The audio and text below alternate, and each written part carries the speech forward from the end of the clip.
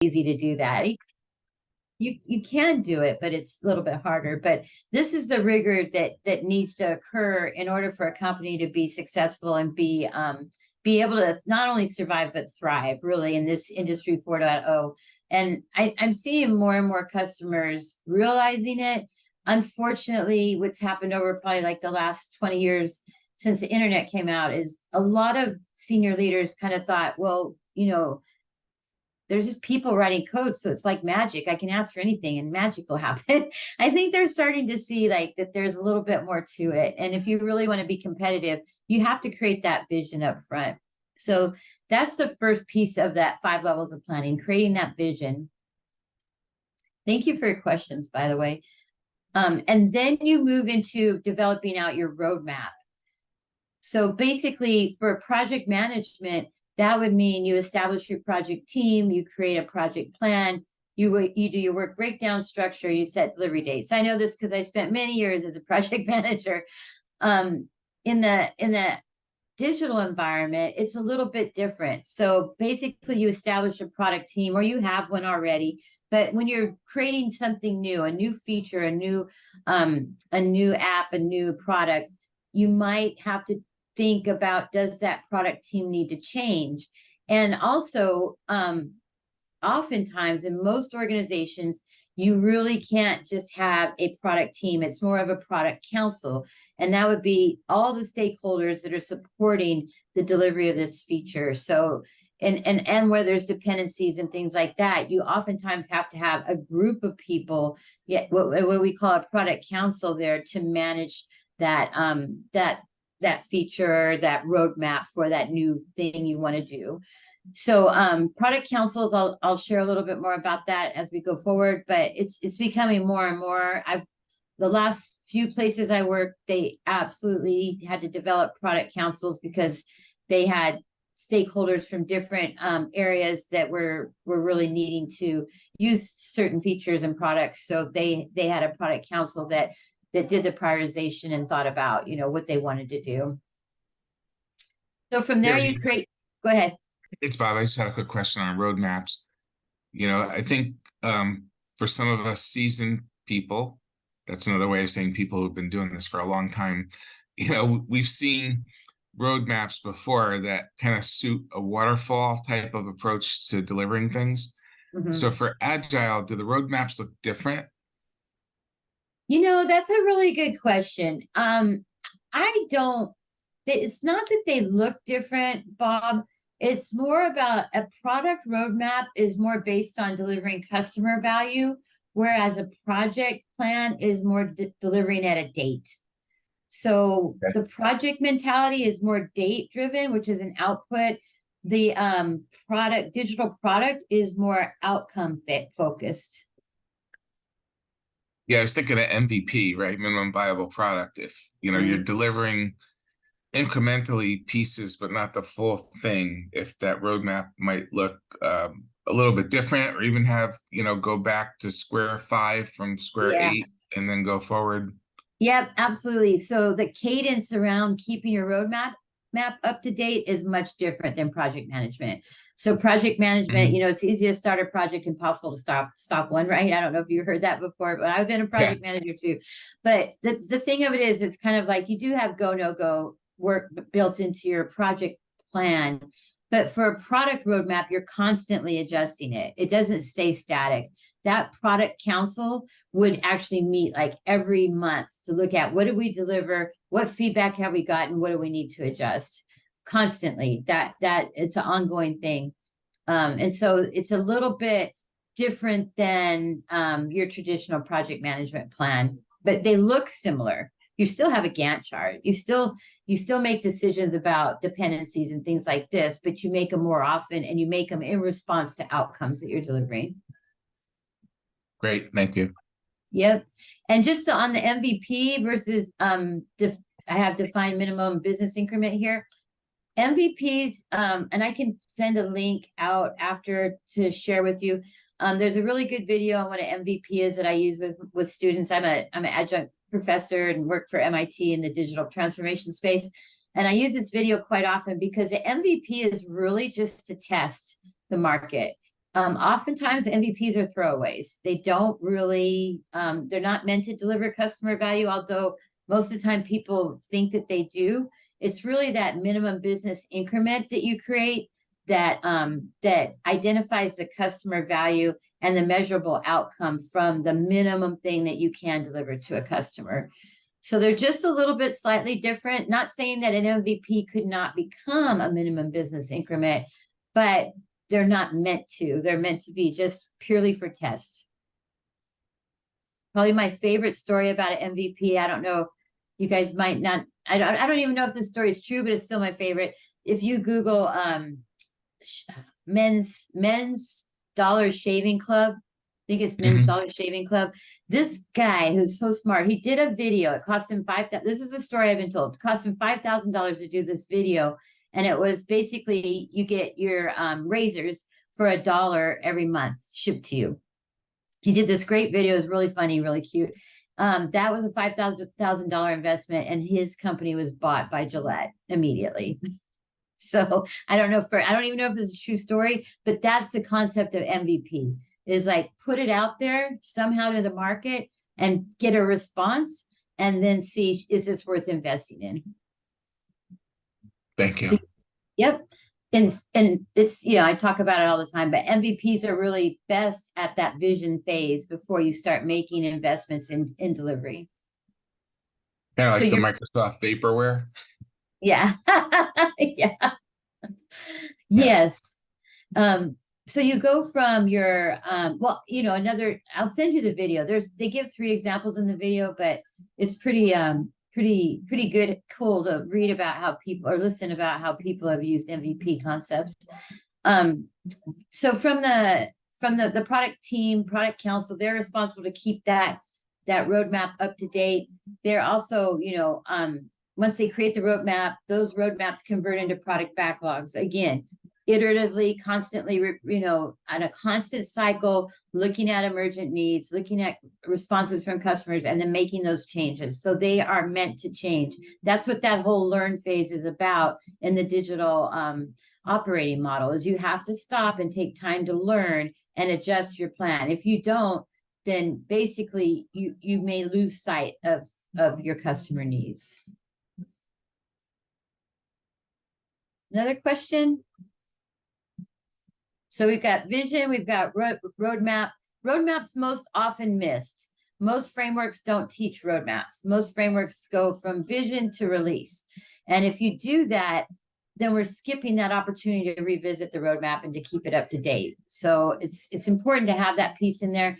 And I'll talk about later another reason why it's important, but purely for the digital products, it's super to have that roadmap piece in there. So for release, basically a release plan, in SAFe, they call it a PI planning. That's where really your demand, which is your vision and your roadmap, and your supply meet, and they determine what can be done. So in the physical product world and a project management mentality or mindset, you communicate the project plan, you define your milestones, you make the milestone commitment, and monitor the milestones. In an agile environment or digital product management environment, you have a shared vision. You release that you explain to people in that release planning meeting. You have a release planning meeting. You make a release commitment, and then that release is monitored based on the outcomes that are being delivered. That roadmap then gets adjusted. So everything feeds back up. If the roadmap gets adjusted, it impacts the vision. So everything, all that monitoring with that release should be feeding back up to your roadmap and your vision, which is not necessarily the same case with project management, although they could run a project that way. There's no reason why you couldn't. So in the release phase, you have a delivery plan or a release plan on the digital side, a delivery plan on the physical side. And then I've talked a few times about delivery. Basically, the delivery plan on the physical product management side is more status reporting, and then you close the project. Obviously on the digital product, you measure the outcomes and you learn. You have iterations that you plan for, and you plan daily. So There's a little bit more planning going on, ability to change, measuring outcomes as you go, learning and adjusting. So that's the comparison between the two. Any other questions about that?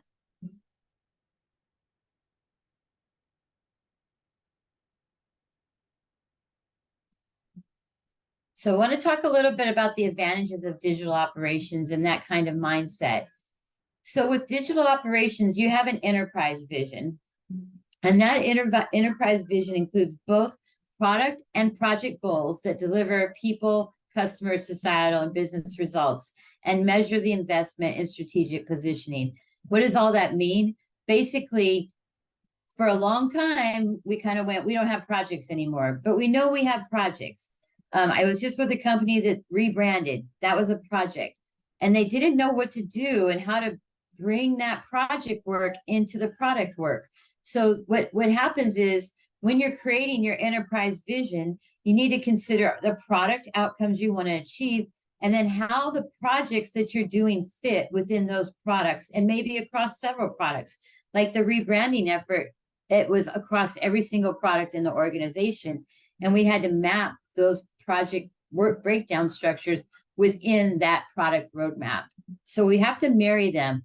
And the place that we marry them is that roadmap planning. I'll stop there and let that soak in for a minute. Any questions about that? The component which goes that works directly with enterprise vision, how do you say that enterprise vision is tied to dynamics within a team, within a team organization? So so would project like to innovate innovate from a high level to a low level, enterprise vision would be focused towards and flow towards a certain roadmap. Yeah. So you would have a high level roadmap Uh-huh. so that you can see what you're trying to achieve at the highest level, and making sure that you have your project work in there so that it's not just product focused. Because what happens now oftentimes is companies are so product focused that the project teams can't get their work in. There's nowhere for them to get their work in. And that's when you do that roadmap planning, that you make sure that when we're creating flow across the enterprise, it's not just product flow. We've got to make sure that we're getting that project work in there and getting it done. Does that make sense? Yes, ma'am. Thank you so much. No worries. And I'm working with a group that's got a deadline to deliver an outcome by 2025. That's very much project. It's a project that has to be done by 2025. Now, there's also a product group that's driving products and services out. And unfortunately, they're not talking to each other right now. And so there's a lot of dependencies that is concerning to the people that have a 2025 deadline, because they're not being prioritized within the product roadmap. So we have to prioritize these things and make sure that we're working together to achieve the whole enterprise vision, not just the vision of one team or the other team, right? Yes, ma'am. Sounds good. Thank you. Yeah. I really appreciate that. So sweet of you. Thank you. No worries. So, and that's how we create flow. So that goes to the next piece. So when we're considering this, we have to think about how we're strategically positioning ourselves. Do we need to change, people? Do we need to change our organization? What do we need to do to achieve our vision? And then, how do we bring people together, not working in silos, but yet working together to create enterprise flow so the work's flowing through the system? And we're then measuring the outcomes. So we're measuring, are we seeing the value? Are the customers responding? Are we getting closer to our deadlines? Are we achieving our deadlines for our projects? Those things have to fit together so that we can make good decisions about how to move forward. Go ahead, Judy. Hi, Terry. Thank you. Back to the enterprise flow, and you use the word we. So which role on the product council team is responsible and accountable for having that flow occur? It's really a team of teams. So if you have different groups, those, I will say, I don't, those managers need to work across the organization to create flow. And it needs to be, you know, again, diagram, measurable flow. So how will that work flow through the system? And it's not like, it's not the product team that decides or the project team that decides. It's actually creating a council of people that determine how do we best position our organization to deliver the outcomes that we need to deliver. I don't know if Thank you've you. ever, yeah, I don't know if you've ever read the book Team of Teams, but it's how the military had to change the way they worked. They were very segregated, obviously, in different service arms, but then also within those arms, they had different, you know, very siloed approach. But it was easy to have that siloed approach because they knew where their enemy was. They knew exactly where the enemy was, and they could kind of work in those silos and they could achieve their outcomes. So then when wars became different and they became, you know, attacks became sporadic and not predictable, the military had to change the way that they worked and work together as a team of teams rather than in silos. They had to work across different silos as a team of teams to achieve the same outcomes that they were achieving before. Same concept. Interesting. Thank you. It's a good book. It's one of my favorites Okay. because it's so applicable to what we're living in now. So yeah, and then finally, like I've mentioned a few times, we've got to take time to learn. We've got to measure and then think about, are we building the right thing? Are we building it fast? And are we building it right? So those are the three things that we've got to consider. And then how do we adjust? So I get told all the times, there's so much change going on. I think that's everybody's favorite word. There's so much change going on. How do we keep up? You keep up by building an opportunity, to a space in your model, in your operating model, to think about change, to determine what change you need to make that's data driven, so that we know we're making the right change. We're not just making changes based on, you know, we think we need to change this or that, and it keeps everybody kind of change fatigue. This is actually building change into your model. So, you know, okay, we're going to stop, we're going to observe, we're going to measure, and then we're going to decide what changes we need to make. Any questions about that? Yeah, I have a question. When you're looking at a project, you're looking at project flows, you're looking at things that like security that's not user related, doesn't necessarily have a measure. It does have a measurable outcome, but then, so we have, typically we have a big vision as to how all these screens are supposed to look, feel, so on and so forth. How do you decide to force that into a agile method? Yep. And where do you decide to put certain things in the backlog versus in the current sprint? That's a good question. So that would go back up to this roadmap piece. That's the key piece where you decide what goes where your project outcomes need to fit. And what I align those. So we align our basically our core, I'll just use quarterly, it doesn't have to be quarterly, our quarterly roadmap views with the milestones in your projects. So they need to be aligned, and they need to have that conversation at the roadmap level before it gets down to the team level. So that's how they come together. And the other question you were saying was, how does it fit in an agile environment? Was that the other question? Yeah, and so there's going to be components that you want to put into a backlog. Oh, the backlog. You've designed a project that's, your roadmap is very linear, and yet when you start breaking it down into agile groups and pieces and backlogs, how do you make all that flow together? Yeah, that's a good question. There's a few different ways you can do that depending on the tools that you're using, but a lot of times we'll build in the agile tool like placeholders for project work that has to be done. Maybe the project details are somewhere else in a breakdown structure in another tool or something like that. Or you can put all the information in the same tool. It's really kind of like how you decide what tools you use. But the most important part is that you have the conversation and you bring those together at that roadmap phase. If you don't bring them together at the roadmap phase, there's no way to get them into a backlog. Okay. Thank you. I'm giving you the theory of how it should be, and I know how it works. It's a lot of roadblocks, and a lot of times, I see it all the time. There's frustration about how do I get my project work into the backlog? How do I do that? And it's that roadmap piece that many companies don't do. So if you have a project manager and a product manager, they need to both be part of that product council, that team that decides and prioritizes work. Thank you. So now for a little bit of fun. So that's the theory part.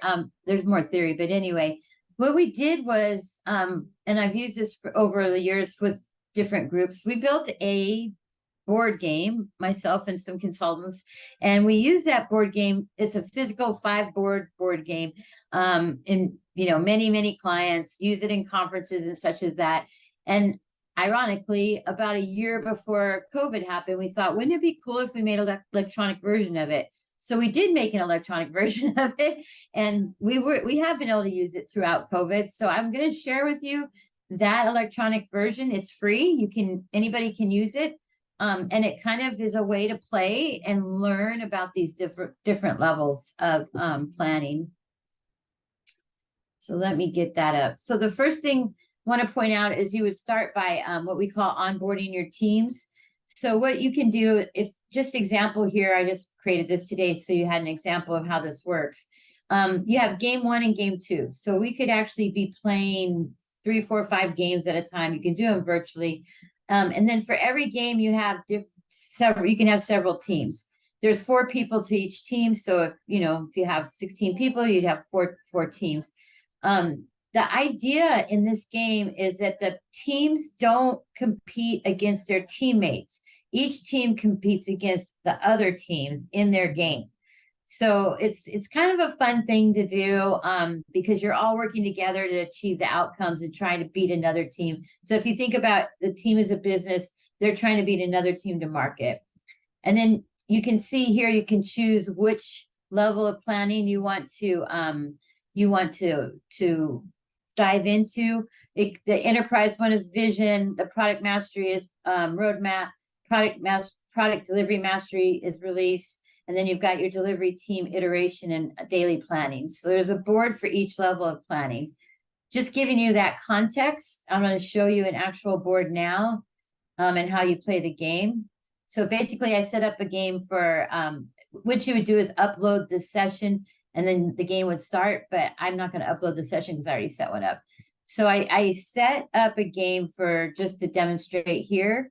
And so there's 2 virtual teams. I'm not going to be actually playing the game, but the idea is that team 1 would try to beat team 2. So the players in the game on team 1 all work together to try to beat team 2. So I'll put my name in here. So as soon as I join, you're going to see the board come up. And you can see my piece there throbbing in the corner. But I want to kind of go through how the game is set up. So basically, the events that you would need in order to be successful at the vision level are in the corners. So you've got empathy interviews. So we were talking about, doing understanding your customer, understanding their needs. So empathy interviews is one way to understand your customers. Stakeholder heat map is basically how you would communicate your vision out to people. You would have prioritization meetings. So as you learn, as you develop your vision, you would want to prioritize. And that would include product and project. Like there's some things, like you said, security, we just have to do it. That needs to be part of that discussion. And then also your design thinking workshops. So those would be workshops where you could, do some design thinking skills with customers and look at potential new emergent needs they may not even know they have. So those are the events. It costs money to have those events. As in the real world, every event has a cost to it. And those you buy from the bank when you land on them. You also have skills. So whenever you hire somebody, they have a certain set of skills. So that's value to the organization. So you receive money when you land on a skills board piece, not a board piece, a skills tile. We'll call it a tile. When you land on a skills tile, the learning here is we want you to connect it with, like for example, communication plan. If you land on that, we want to connect it with the communication plan itself that gives you a critical outcome. So communicating your vision, we need these skills to communicate the vision, and there's a cost to that. Like there is a cost to bring those skills together and to communicate that vision. So whenever you get all the skills that you need for that critical success factor, then you can buy that critical success factor. So that's kind of how it's set up. The quest cards, if you land on one of those squares, those are behaviors. So those are things that the company decides to do or not to do. And there's you get a reward for doing positive things, and then you get penalized for doing negative things. So it's kind of a fun way to deep dive a little bit more into like, what does it really take at each level of planning to achieve the outcomes or the critical success factors that your company needs to achieve. So I was going to demo just a little bit so you could get an idea of how it works. If you guys are good with that, I can do that. And then I can share with you the detail under this. Good to go? Let's assume quiet means yes. Okay. Yeah, go for it. We have time. Yeah. I won't, I won't drain the swamp on this. I just don't want to for it because it's we learn by playing. That's how we learned growing up. But it's a good, we've done this with many teams, and it's fun because it builds some discussion. One thing I will say, normally when we do this game, there's a facilitator who's not playing, who's helping people talk through what they're doing. So connecting the dots with them. So you just click on it. Okay, I landed on problem solving A3. Well, when would I use a problem solving A3? Well, that's when I'm trying to determine customer value. So what's the problem that the customer has? And then what's our solution for developing a value outcomes for that customer? One way you can do that is using a problem solving A3. Make sense? Workflow doesn't usually go that slow, but anyway, workflow diagrams. Again, this is where you would see probably a BA's work come in. Where would they be doing this work? Well, that would be done, during your prototyping. Where's the workflow? How will this new feature, this new product fit into the way we work currently? And then how will that work flow through the system? So that's a skill that we would need there. Okay, design thinking facilitation. That's going to be part of those prototypes and MVPs. So we need somebody that can facilitate design thinking events. I'm just trying to land on something that's not a skill here. Okay, quest card. You have developed new skills by observing customer behaviors in the field. Go to the next skill space and collect the value. So then you would go to, click OK, and then you'll go to that next skill space. Early indicator trends, where will we use that? And when we're developing our business increment, we would want to think about what trends should we look for early on to see if we're going in the right direction. What do we need to measure when we're building our business increment so that we don't continue to go down a path that may not lead to our results?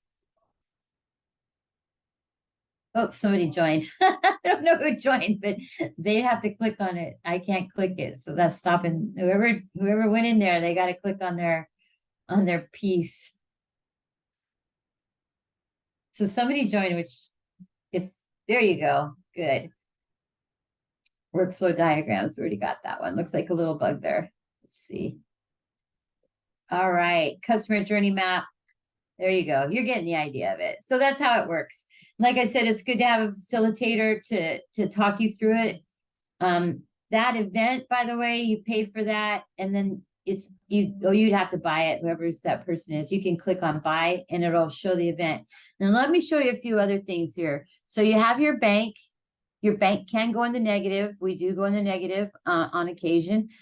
There's also the leaderboard. So if their other team was playing right now, we would be able to see who's making more money. And a lot of the differences are the skills are the same, the events are the same, the critical success factors are the same, but the quest cards, if you get bad behaviors, that's going to diminish the amount of money in your bank. So a lot of it's based on the behaviors piece of it. So I'm going to stop there. Just don't want to like spend the whole time playing a game, but you can decide to play with the game at, you can just pick one of the boards, or you can play all of the boards. When you get done with the board, you got to have everything obviously ticked off, and then it'll take you to the next board. So that's kind of how that works. Any questions, comments? There's sometimes some glitches. This is a free game, guys, so it's not fancy, but it gets you where you need to go.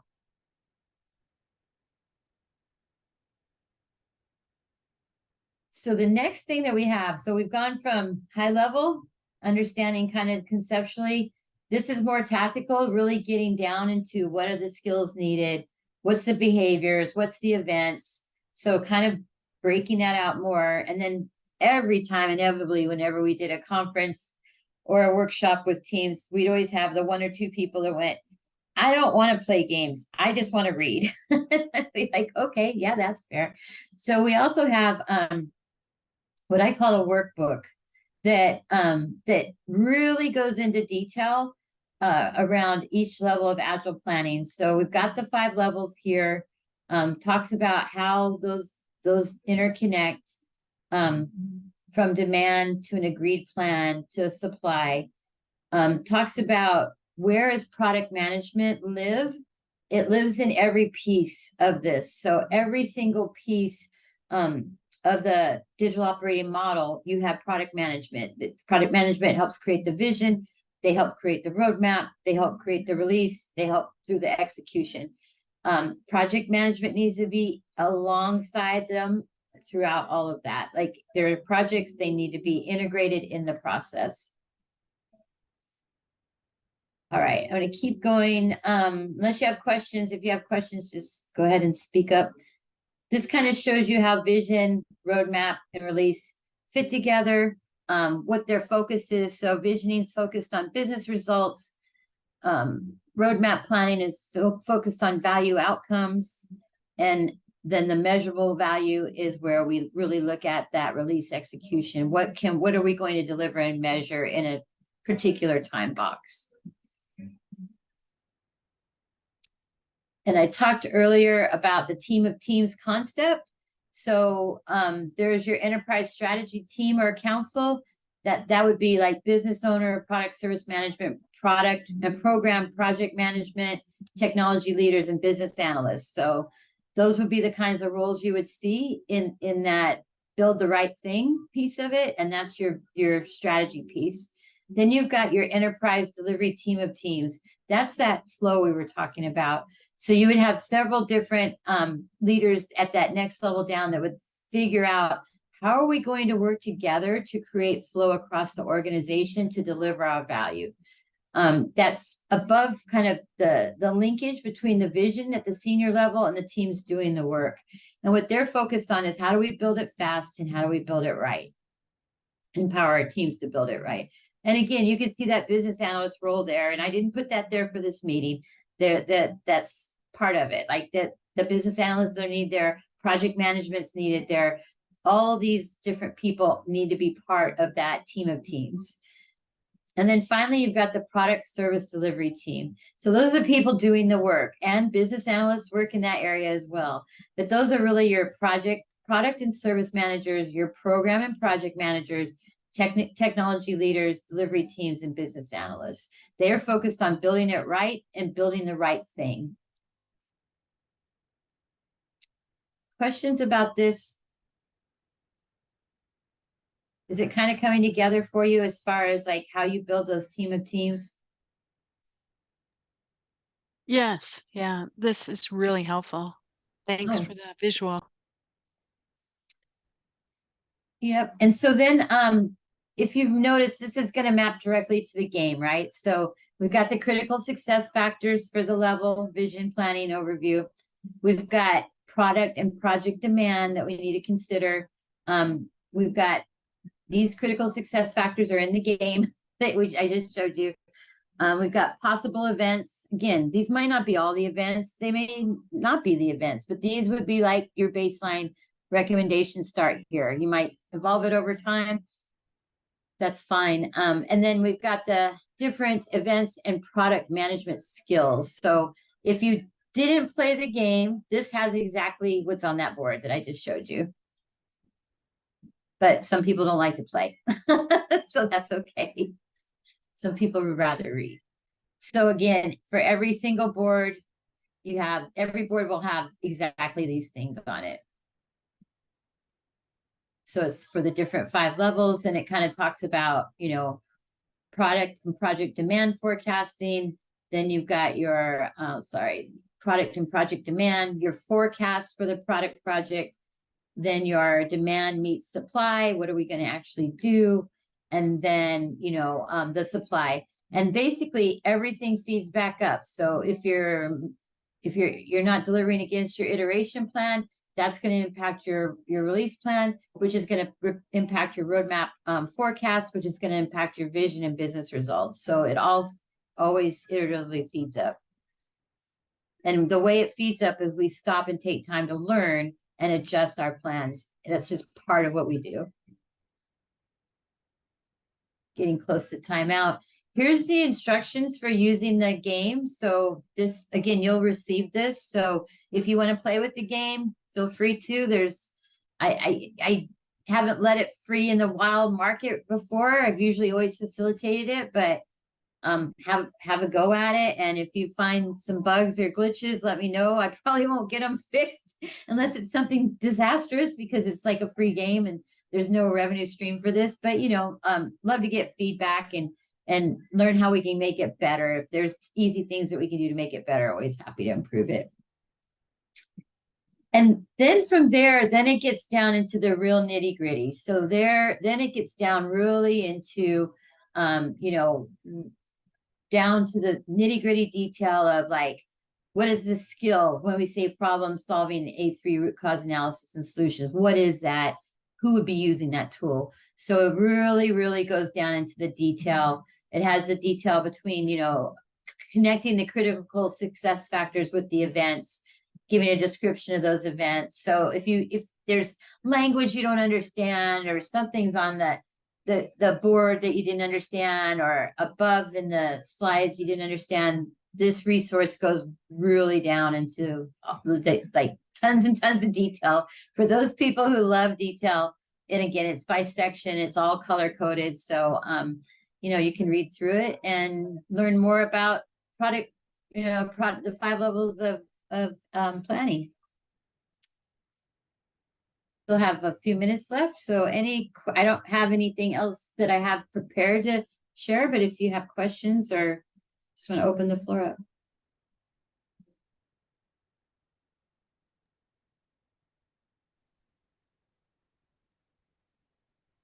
Well, thanks, Terry. That was really cool. This is the first time I've ever seen like a game that people could play, especially for free, with a lot of great information. So really appreciate that. And I'm guessing that the links that you're talking about, or how to get to it, that's going to be somewhere in the presentation, or we'll be able to just provide that. Yeah, it's here, and I gave Steve the PDF already, so you can. That's kind of why I went through showing it for a few minutes, so people could kind of understand it. But yeah, you can just you can go in there and play with it. There could be a conflict if somebody else is playing it. It's like it hasn't been tested for millions of people. It's been tested in a controlled environment, but it's definitely fun, and it gets people thinking about the connection between the events that we have, the skills that are needed, the critical success factors, and then the behaviors. So that's a lot there to try to consume. So it's kind of fun to do it in game mode. Yeah. It brought back some fond memories of marathon Monopoly games with people buying all kinds of property and me having to pay for landing on spaces. Yeah, it's kind of Monopoly. Although somebody wanted it to be like, to add a space like going to jail. I'm like, I don't think that fits in our 5 levels of Agile planning. That's the Enron version. Yeah, maybe. So I'll stop sharing. But yeah. Thank you. Always feel free to reach out as well if there's questions, but yep. All right, at this point, Steve, I'll let you kind of take charge and bring us home with the raffles and, the final announcements. Okay. I'm going to go ahead and stop the recording. So I